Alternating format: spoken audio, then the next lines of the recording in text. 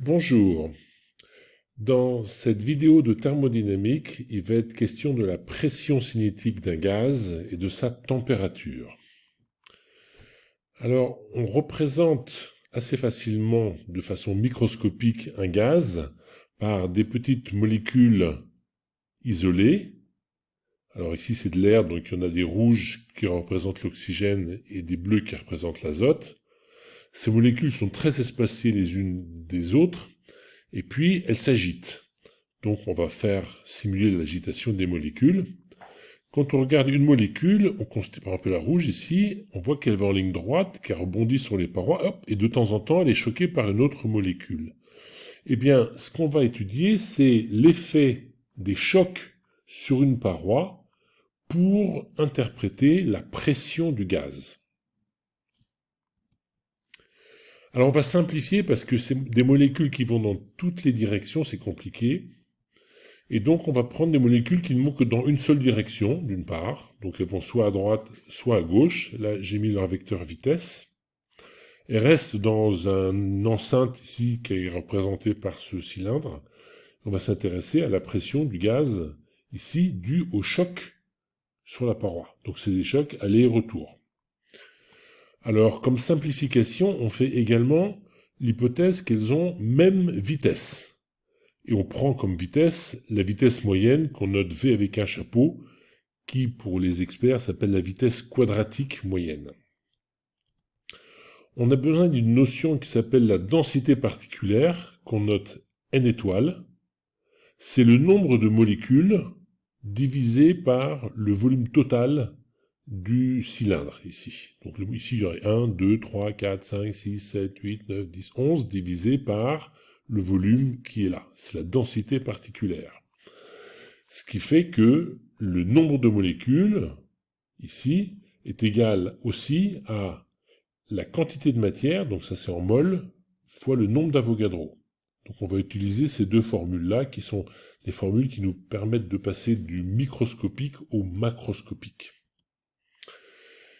On va s'intéresser à ce qui se passe dans ce petit volume ici, qui a une épaisseur dx. Là, je l'ai représentée grande, mais en fait, elle va être tout petite. Et puis, la section ici d'air S.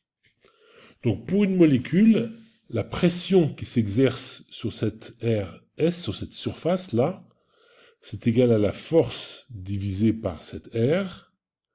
Et d'après le principe de la dynamique, la force est égale à m dv sur dt, la variation de vitesse des molécules. Donc on va l'écrire comme ceci, m sur s fois dv sur dt.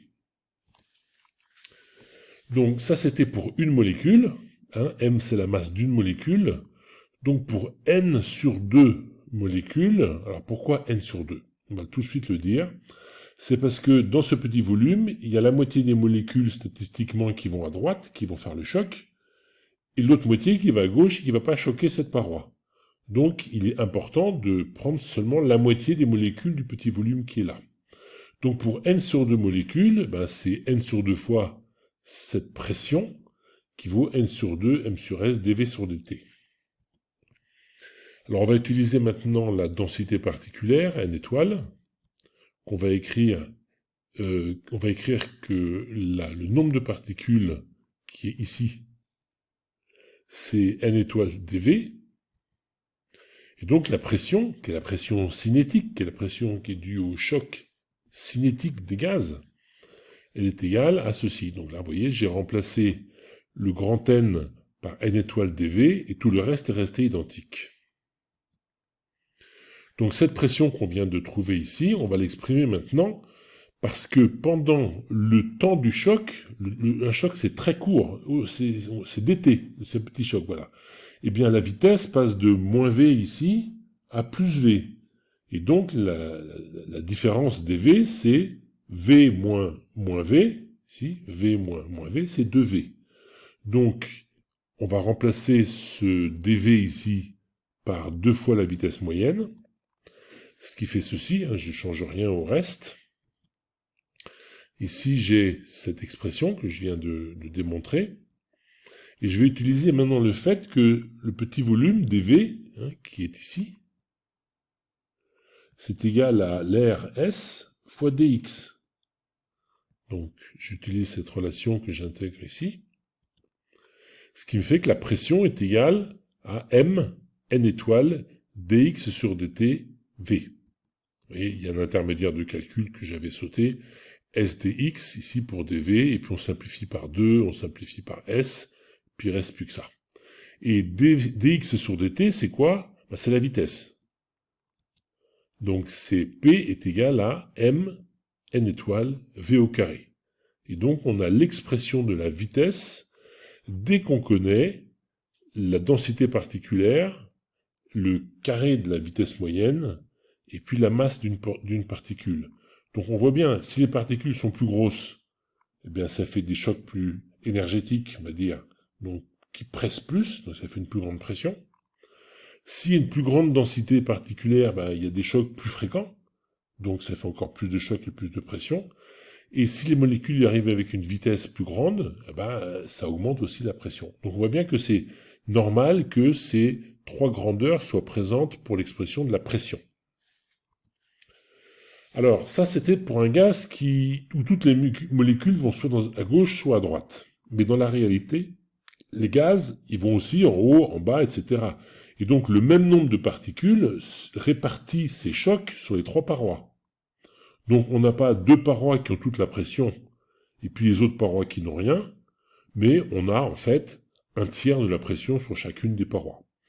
Donc ça, c'est pas une démonstration, c'est une justification.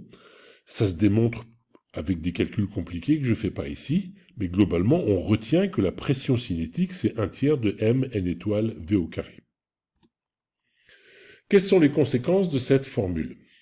Eh bien, ces conséquences, c'est qu'on peut exprimer aussi la pression P avec la loi du gaz parfait, nRT sur V, et on peut simplifier par V, enfin il y a différentes petites manipulations qu'on va faire. Déjà, on va remplacer le nombre de particules par la quantité de matière N et le nombre d'Avogadro, et puis ensuite on regroupe la masse d'une particule par le nombre d'Avogadro pour avoir la masse molaire.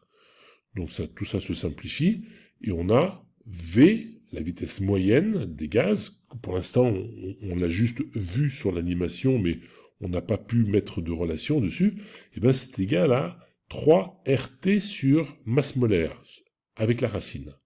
Donc ça c'est pratique parce qu'on peut calculer pour un gaz donné, dont on connaît la masse molaire, à une température donnée, quelle est leur vitesse moyenne. Donc, on va le faire pour N2, le diazote. Attention, il faut mettre ici la masse molaire en kg par mol, 28 10-3. Bon, bah, quand je fais le calcul, à 293 Kelvin, hein, c'est-à-dire 20 degrés Celsius, ça fait 511 mètres par seconde. Donc dans l'air, les molécules d'azote vont à cette vitesse-là. Et les molécules d'oxygène, elles, eh ben, elles n'ont pas la même masse, donc eh ben, elles vont un petit peu plus lentement. Seulement 478 mètres par seconde. C'est très très rapide. Hein.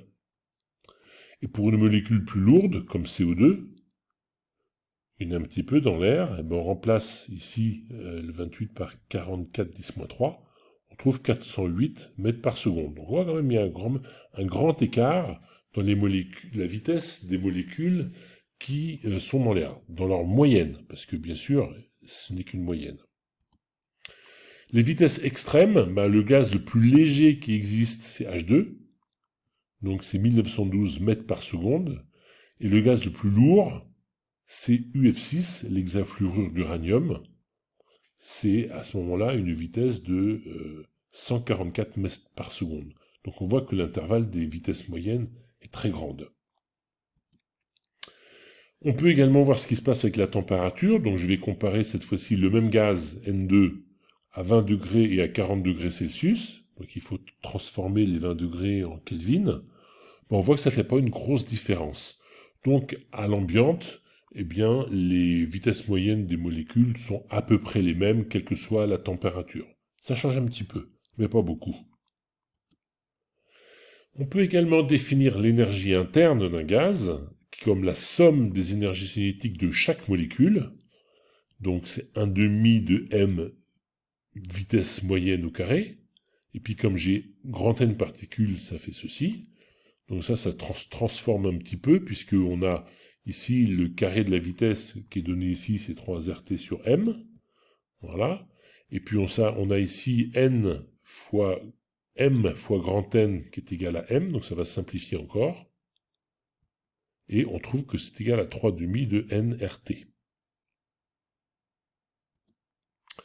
Donc, en conclusion, on peut dire qu'à partir de la seule description microscopique du gaz parfait, on a pu exprimer la pression cinétique du gaz, donc la pression qu'il exerce sur les parois du récipient, par cette relation. On a pu également trouver la relation entre la vitesse moyenne, la vitesse quadratique moyenne, et la température du gaz. Et on a pu définir l'énergie interne d'un gaz. J'espère que cette vidéo a répondu aux questions que vous vous posiez et je vous remercie pour votre attention.